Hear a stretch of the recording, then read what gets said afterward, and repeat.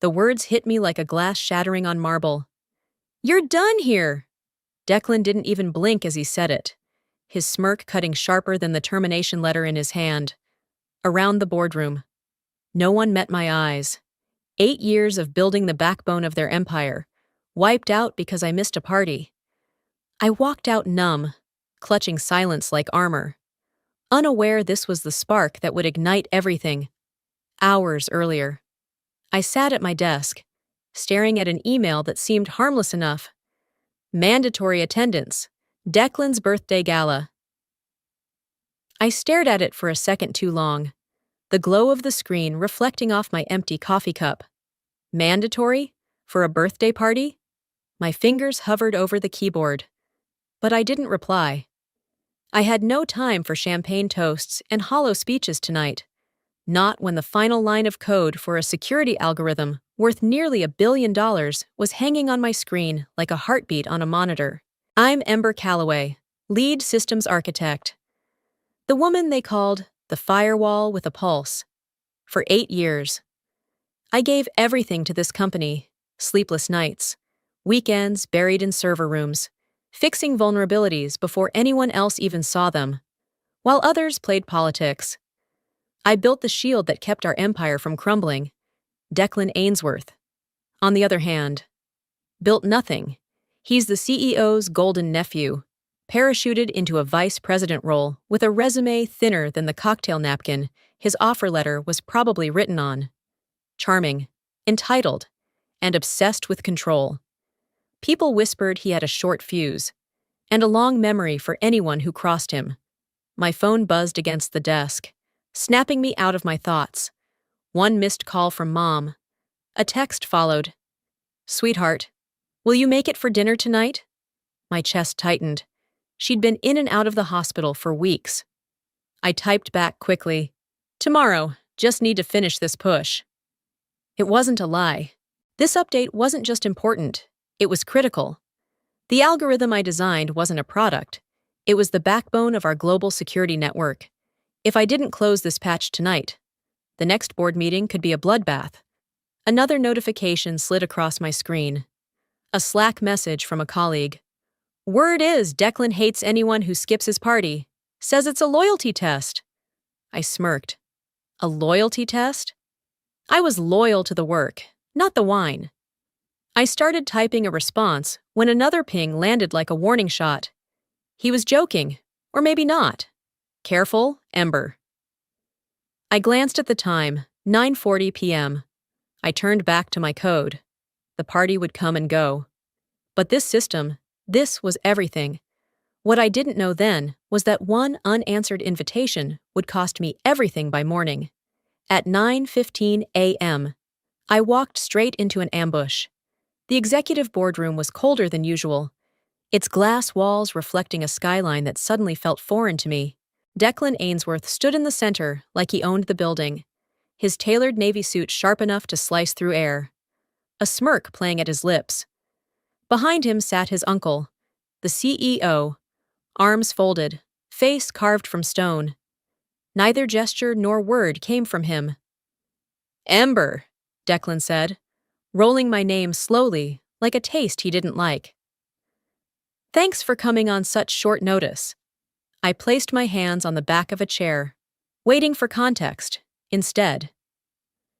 Declan straightened his tie, eyes glittering with something that wasn't professionalism. It was triumph. "As of this morning," he began, voice steady and cruelly calm. "Your employment is terminated, effective immediately." For a split second, the words didn't register. Terminated. My mind scrambled for reasons. Budget cuts, restructuring, a project gone wrong. But he kept talking, every syllable slicing into me like paper cuts. "You've demonstrated a lack of commitment," Declan continued, "missing last night's event. Not a good look for someone in your position. We need team players, people who fit our culture." My throat burned, but I didn't speak. Around us, silence swelled until it pressed against my ribs. Culture. I had carried this company on my back for 8 years. built the algorithm that kept their entire global network from collapsing. I had been the firewall, the anchor, the last line of defense. And now, I was being erased by someone whose biggest accomplishment was throwing his own birthday party. I swallowed the heat rising in my chest. One word, one outburst, and I'd lose any leverage I might still have. So, I smiled faintly, even as the room tilted beneath me. But inside, panic coiled tight. Mom's insurance depended on my job. Her latest hospital bill had drained most of my savings. Without coverage, every treatment would bleed me dry. Declan must have seen the flicker in my eyes because his smirk deepened. He leaned forward, resting both hands on the polished table, and delivered the line that would burn itself into my memory. "Don't," he said softly, "ever think you're more important than my family." It wasn't a warning. It was a declaration, a reminder that this wasn't about merit or contribution. It was about bloodlines, and I didn't share his. I gathered my things without a word. The chair's legs scraped softly against the floor, an ugly sound in the perfect silence. Declan didn't stop watching me, even as I reached the door. His smirk stayed, sharp as broken glass, and as I stepped out into the corridor, one thought detonated behind my eyes. You just made the cost of loyalty unbearable. Declan, and you're about to pay every cent. The envelope was waiting for me like a quiet execution order. It sat in the middle of my desk, cream-colored, company logo embossed, my name typed in bold. Beside it, my monitor displayed a stark white screen with one cold sentence in black. Your access has been revoked. 8 years of building the strongest security system in the industry, erased with a single line of text. Around me, the office hummed with forced normalcy. Keyboards clacked, phones rang, but every pair of eyes refused to meet mine. People who once praised me for saving multi-million-dollar contracts suddenly found the floor tiles fascinating. Loyalty, I thought bitterly, was a currency that devalued overnight. I slid the envelope open. Termination agreement. 2 pages long. No thank you. No acknowledgement of the billion-dollar architecture I had designed. Just legal jargon and a final instruction. Return your badge by end of day. My fingers tightened on the paper, the edge biting into my skin. But I didn't let my hands shake. Inside, fire roared. Every late night, every holiday spent debugging code, every moment I sacrificed with my mother. They reduced it all to this envelope. I wanted to scream, to march back into that boardroom and throw the document in Declan's smug face. But I didn't. Outbursts don't win wars. Silence does. I packed slowly, each click of the keyboard echoing in my skull like a countdown. My colleagues whispered when they thought I couldn't hear. What happened? She didn't go to the party. A laugh somewhere behind me. I inhaled through my teeth and kept my eyes on the desk. The screen blinked again, this time. Not from IT. A text slid across the corner of my phone. Unknown number. 5 words. Leave the building. Cafe 27. And then, a name that stopped my breath. Jonas Wren. For a moment, the noise of the office blurred into static. Jonas, former CFO, architect of every major acquisition, the man who knew where the company buried its secrets. A year ago, he vanished after a quiet retirement. No farewell speech, no LinkedIn updates, just gone. My pulse thudded in my ears as I slipped the phone into my bag. I didn't hesitate, badge in hand, envelope tucked under my arm. I walked out without a word.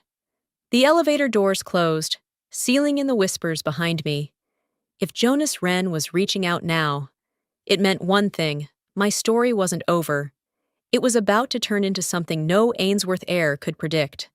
The bell above the cafe door chimed as I stepped inside, still clutching the envelope like evidence of a crime. Cafe 27 was nearly empty, save for one man in a charcoal coat seated in the far corner. His silver hair caught the morning light streaming through the window, and when he looked up, his eyes were as sharp as I remembered. Jonas Wren hadn't aged so much as he had hardened. "Ember," he said, rising just enough to pull out the chair across from him. "Sit." I lowered myself onto the seat, heart pounding against my ribs. Jonas Wren, the man who once signed billion-dollar deals without breaking a sweat, who vanished overnight with whispers of a fallout that no one could confirm. And now, here he was, staring at me like he'd been waiting for this moment all along. "You're wondering why I called," he said, voice even, deliberate. I nodded because words felt too fragile. He leaned in, resting his elbows on the table. "Before I walked out of that building a year ago, I set something in motion. For you." My breath hitched. "For me?" Jonas smiled faintly, like a man savoring the punchline. "When you started building that algorithm, I knew its value, and I knew the people in charge wouldn't protect you if politics got ugly. So, we built a safety net." I stared at him, waiting for the catch. "A trust," he continued. "One that holds an LLC, Callaway Innovations. 6 months ago, you signed papers under the radar, remember? Buried in the compliance stack I gave you." I searched my memory, and then it hit me, that stack of legal documents Jonas insisted I review late one night. I thought it was routine IP protection.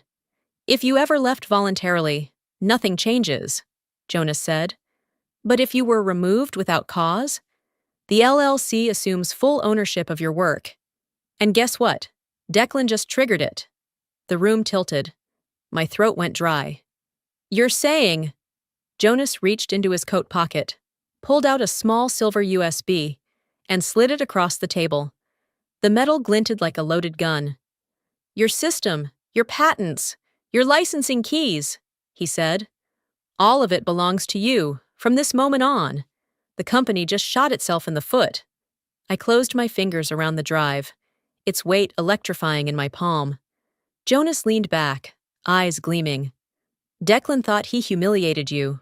Truth is, he just activated the clause we've kept buried for half a year. For the first time since this nightmare began." Something inside me flickered back to life. It wasn't rage anymore. It was hope. Sharp, dangerous hope. The cursor blinked on the screen. Steady as my breath, at least on the outside. From the corner booth of the cafe, I logged into a secure terminal and completed the transfer. 1 digital signature, 2-factor authentication, and 8 years of my life slid from their servers into the vault of Callaway Innovations, the LLC Jonas built to protect me. It was clinical, almost boring. But the weight behind that click was seismic. The algorithm wasn't theirs anymore. It was mine. A gust of chatter filled the cafe as 2 baristas swapped gossip near the counter. But I barely heard them. My phone buzzed with notifications, emails, Slack messages, fragments of disbelief traveling at light speed through the company. "Did you hear? They fired her? The Ember Callaway? She practically built the backbone of our system.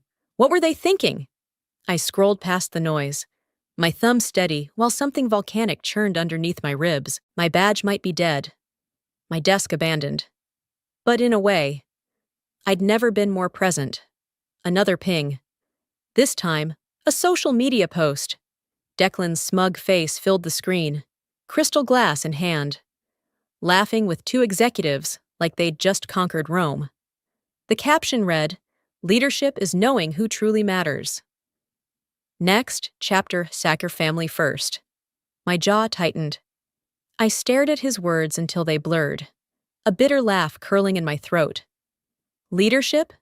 Declan couldn't lead a line at a coffee cart. He didn't even realize the empire he was gloating over had just slipped through his fingers. I exhaled slowly, letting the fury simmer under a veneer of calm. Rage is a weapon, but only if you know when to draw it. Right now. My job was to stay invisible, methodical, patient. Then it happened. A soft chime from my laptop, followed by a string of alerts cascading like dominoes. At first glance, they looked routine, license notifications. But then the subject line hit me like music. System alert. Deployment license expired. Please contact Callaway Innovations to renew. The email wasn't just in my inbox. It was in every executive's, every VP, every director, every stakeholder who believed today was business as usual had just learned their flagship system was frozen in place. No updates, no patches, no expansion until they came knocking on my door. I closed the laptop, slid it into my bag, and took one last sip of lukewarm coffee. On the surface, I was calm. A woman finishing her drink before heading home. Inside, I was a storm biding its time, silent for now, but ready to tear the walls down, while I savored a quiet corner table and the last bite of a blueberry muffin. Chaos erupted 13 floors above me. The boardroom that once radiated power was now a pressure cooker. The CEO's voice thundered against glass walls, rattling pens in their trays. Declan stood rigid beside him, his bravado from last night's party curdling into panic. Sweat beaded at his hairline as the head of IT stammered through a slideshow filled with red error screens. All global deployment functions are locked, the IT chief said, throat bobbing. Every node requires a renewal key from Callaway Innovations. His eyes flicked toward Declan and dropped just as quickly, like the name itself was radioactive. Declan slammed a fist on the table. She can't do this. She signed a standard work-for-hire agreement. The general counsel adjusted her glasses, her tone slicing through the room. Actually, she didn't. Ember negotiated an IP carve-out clause tied to performance benchmarks, and she met all of them. Without her signature, you have no enforceable claim. The CEO's face blanched, then flushed an alarming shade of crimson. We paid her salary. We funded the infrastructure. That system belongs to us. Not according to the contracts, the lawyer replied coolly. And the patent filing? Already approved under the LLC. Legally, they own everything. A silence settled, thick as smoke, broken only when the CEO roared, "Get Jonas Wren on the phone. He'll know how to unwind this." Across the room, a junior aide scrambled to dial. Speaker mode crackled to life with a single ring. Then a voice, smooth, measured, unmistakable. Jonas Wren speaking. Jonas, thank God, the CEO barked. We've got a situation with Ember. We need you. Jonas cut him off. His tone chilled steel. A situation you created. Declan's head snapped up, color draining. Jonas, listen. But Jonas didn't. Here's my advice. Wish your legal team luck. You'll need it. A beat of silence. Then the click of a call ended. The CEO stared at the dead speaker, mouth working soundlessly, until the truth settled like a guillotine. The man he trusted had just aligned with the woman they cast out. While they spiraled, I leaned back in my chair at Cafe 27, scrolling through emails. More alerts confirmed what Jonas promised. The system was locked, airtight, waiting on my terms. My reflection in the cafe window looked calm, almost serene. No one could see the storm underneath, the one I'd learned to wield like a blade. Upstairs, they were screaming. Down here, I was smiling. By mid-afternoon, the company thought they'd found a lifeline. The emergency legal team crowded the boardroom, stacks of paper and open laptops littering the polished table. Declan sat at the head now, tie loosened, sleeves rolled up like a man on the brink of triumph. Or desperation. We have a path, the general counsel announced, her voice carrying a note of brittle optimism. If Ember hasn't filed a patent, we can submit an emergency application, given the system's commercial value. We could argue prior ownership through investment and resources. It's risky, but it might work. Declan's grin split wide, smug and sharp. Finally! Someone earning their paycheck. Do it. File it now. Phones buzzed, keyboards clattered, and for a moment, the air in that glass tower tasted like victory, or what they thought victory felt like. Declan even laughed, a brittle sound that tried too hard to drown out the morning's panic. See, I told you, she's smart, but she's not invincible. We'll bury her in paperwork before she can blink. If only he knew. At a quiet corner table downtown, I sipped my coffee as my phone vibrated. A push notification slid across the screen. Simple but devastating for them. USPTO filing confirmation. Patent number 11-90847 approved. Registered under Callaway Innovations LLC. I smiled. Slow and steady. Approved 2 weeks ago. Long before Declan even planned his little party. Jonas and I had built this net tight, months in advance. They weren't chasing a loophole. They were sprinting toward a brick wall. Seconds later, another alert lit up my screen. This one sweeter. Emergency filing rejected. Existing registration on record. Somewhere above me, in that sterile glass box. I imagined the moment hope curdled into fury. I pictured Declan reading those words, his victory speech dying in his throat as the weight of failure slammed down harder than gravity. I opened a secure chat with Jonas. E. They tried to file. J. And? I snapped a photo of the confirmation screen, captioned it with 2 words, already ours. Jonas's reply came fast. Beautiful! Let them twist! Time to move to phase 2. I closed the app, slid my phone into my bag, and stood. Every movement calm, deliberate. They still thought this was salvageable, that a last-minute filing could save them. Let them. False hope was its own poison. And I had no intention of taking the antidote away just yet. For the first time all day, I felt something close to satisfaction. Not because I'd won, winning would come later. This was better. This was watching the other side celebrate on a battlefield they didn't realize they'd already lost. The email came through as I stepped out of the cab. Subject line, strategic opportunity. I opened it while the city roared around me, horns and footsteps blending into white noise. A major competitor, Helix Dynamics, wanted a meeting. Their tone was polite but urgent. They'd reviewed the public filings for Callaway Innovations LLC and were prepared to discuss a licensing deal in the mid-9 figures. Hundreds of millions for what the Ainsworth family thought they owned. I didn't hesitate. 10 minutes later, I confirmed. Time and location. The Grand Meridian Hotel. Ironically, the same 5-star palace where Declan threw his victory party just 7 days ago. The irony wasn't lost on me. Inside, the lobby gleamed like polished gold, marble floors echoing under my heels. Cameras flashed near the entrance, financial journalists sniffing around after rumors of unrest at Ainsworth Global. I let my coat fall across my arm and walked with purpose. The photographers didn't know my name yet. They would. Helix's CEO greeted me in a private suite overlooking the skyline. "Ms. Callaway," he said, extending a hand. "We've been watching your work for years. What happened this week? Their loss, our gain." I smiled, small and controlled. "I'm not here to talk about the past," I replied. "I'm here to talk about numbers."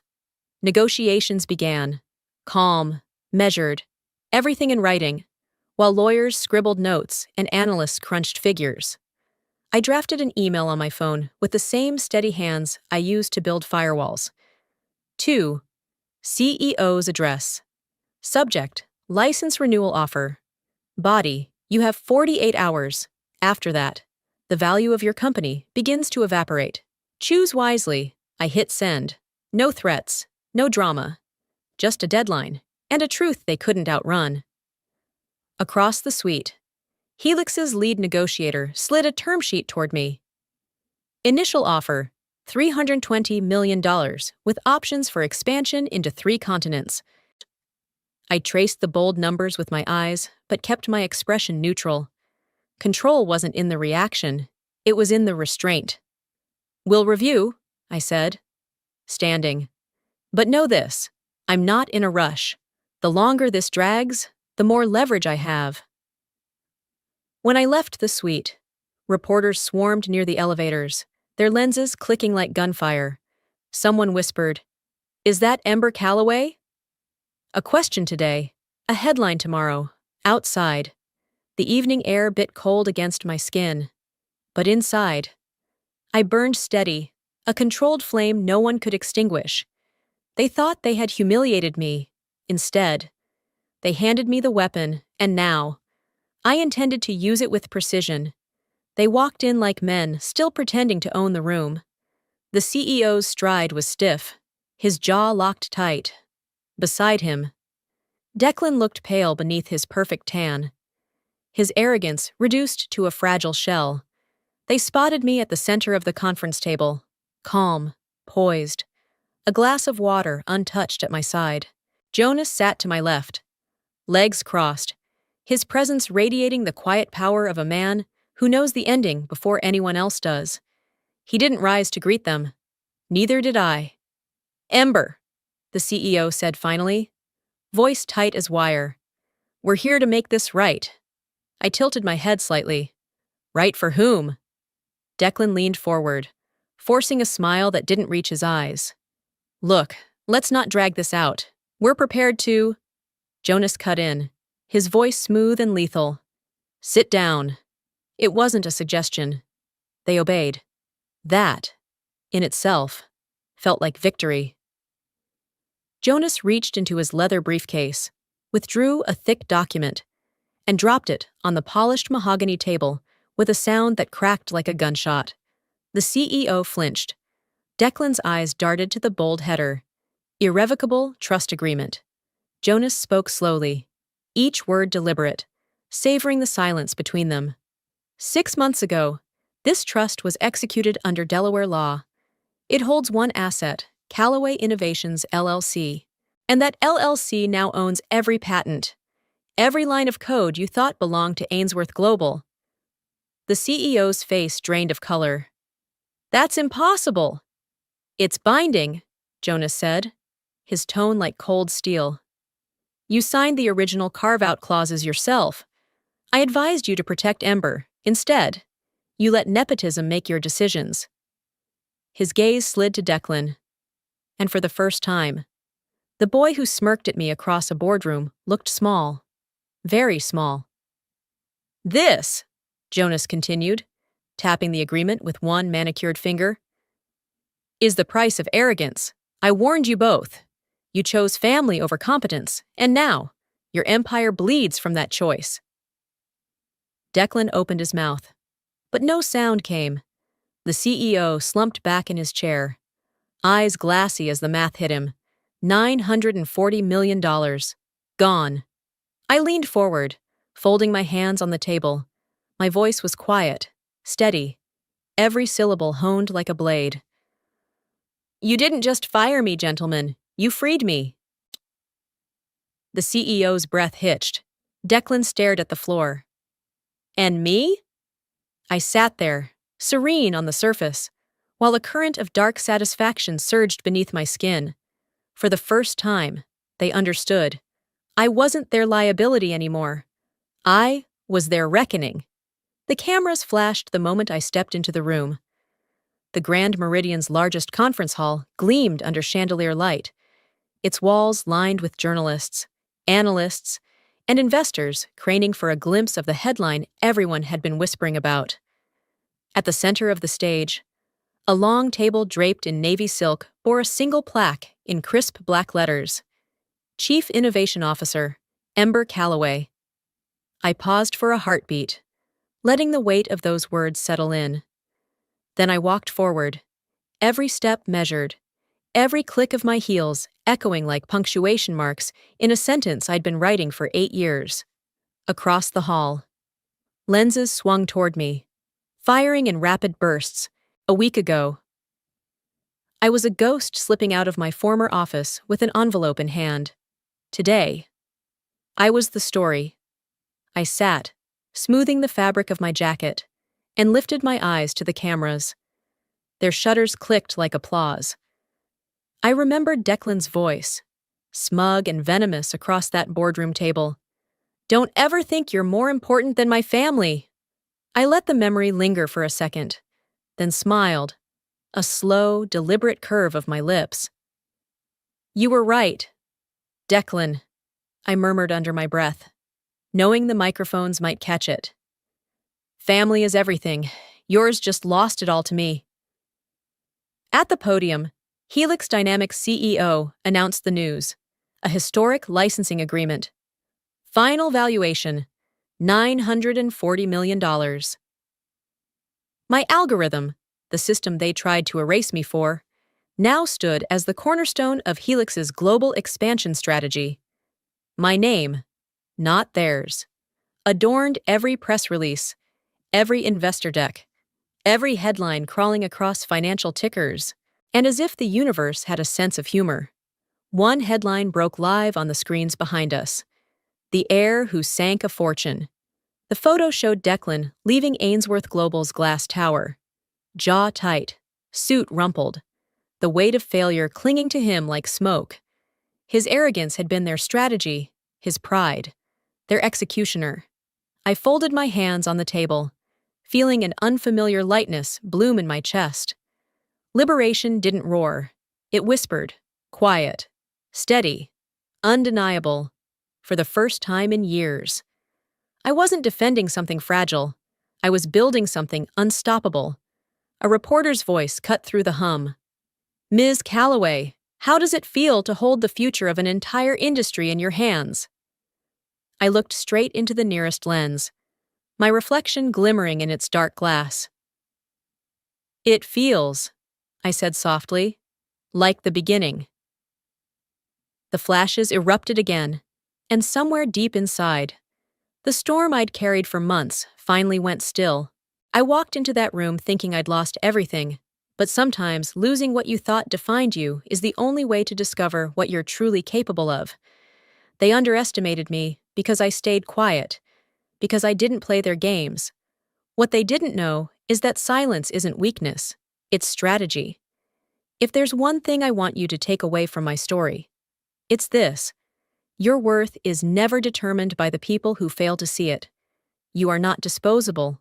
You are not replaceable. And when the world tries to write you out of the story, that's your cue to pick up the pen and write the next chapter yourself. If this hit home for you, if you've ever been counted out, doubted, or pushed aside, drop a comment and tell me your story. Hit that like button if you believe in fighting back with brains, not just noise. Share this video with someone who needs a reminder that their power isn't gone. It's just waiting. And if you want more stories like this, real, raw, and about winning on your own terms, make sure you subscribe. Because trust me, we're just getting started.